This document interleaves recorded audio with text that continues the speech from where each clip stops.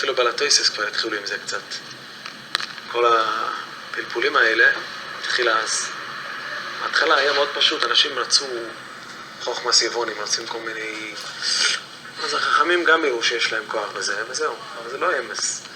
זה רק להפיל אותם, אבל זה לא תרס אמס. זה טוב אולי לאנשים שאוהבים חוכמס.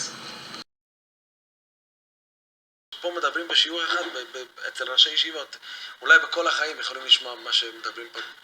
שיחה אחת במשך כל החיים של הראש שיבה שמדבר הכי לעניין. בחור אומר לך מה זה משונה, תגיד לו אתה משונה. אני משונה, אתה משונה. אתה רחוק מהאמת, אתה משונה, אני משונה. אנחנו משונים?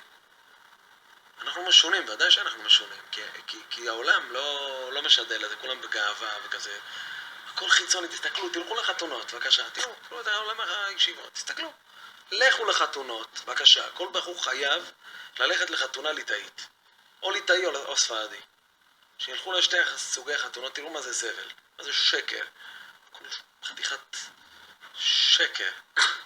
למה אתם מתביישים? למה אתם לא צריך להתבייש?